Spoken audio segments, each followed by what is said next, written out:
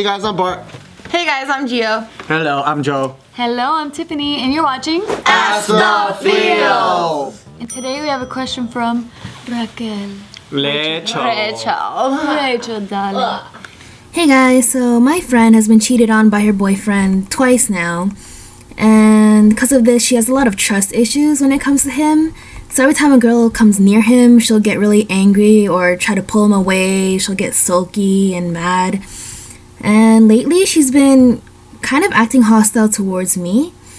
And she calls me her best friend, but I don't really feel like it. And it's like we're drifting apart. I don't know what to do. First off, the reason why I laugh is because your friend is an idiot for staying with a guy that's cheated on her twice already. Yeah. Instead of having the courage to break it off with the person that she's deeply emotionally invested into. Dependent on. She ends up doing the stupid thing, which is to blame every other woman out there for seducing her man.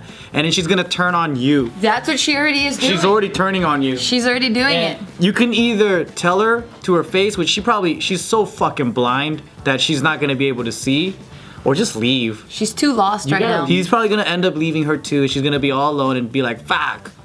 Yeah, she's in a really bad place because I actually had a friend that was in a similar situation, but instead of cheating, what her boyfriend would be doing was going like in and out of jail because he was just a hoodlum.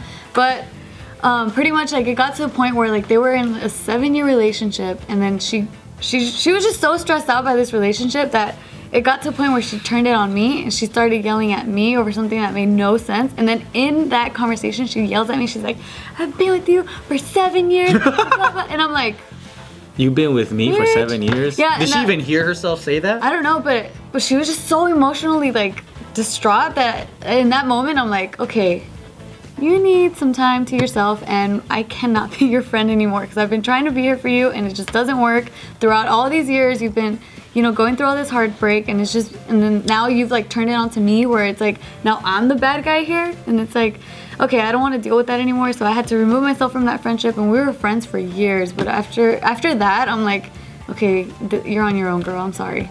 Like, I tried. So I feel like in this situation, the same. Like, she's bringing you down. She's trying to pinpoint, like you're trying to seduce her man probably, and like that's just gonna end so ugly. So you might as well just nip it in the bud now and just be like, look, you know what? I love you. You're my friend, but right now you're in a really bad place. You're not thinking clearly, and this friendship is just gonna end really, really, really badly. So. Yeah, and I think the worst thing you can do too is, well, one, stay her friend in this state that she's in, and two is try to have a very tiny conversation with her boyfriend with her not being there. Because as soon as she catches that, you're tainted forever and you're a fucking hoe in her eyes.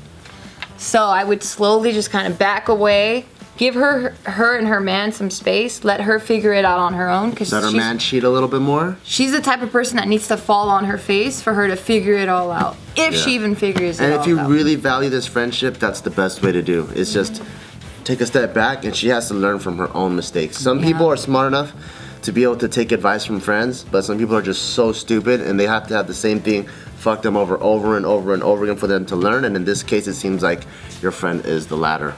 Yeah, she needs to, it just comes from a lack of confidence and a lack of self-love. Like, she really is lacking a lot of that for her to, like, allow for someone to do that to her. She must feel like she's a piece of shit, that no one else is gonna want her, to allow for a guy to do that to her.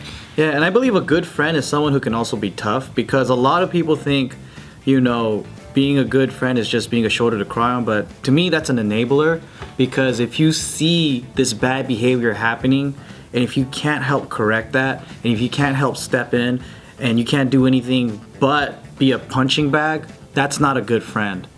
I think a good friend can also throw them into shock and help them actually grow, because who else is gonna say things to her?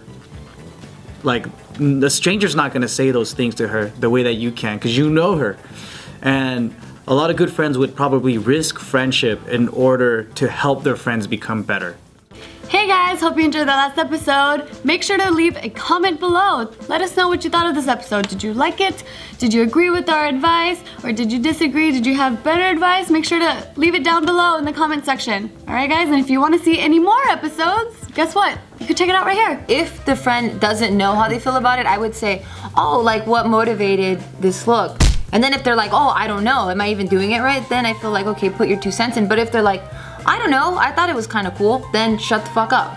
Because I guess the only thing that I could relate to is in terms of like fitness. Amongst the JK crew, I know the most, but I don't just go up to people and offer my advice or tell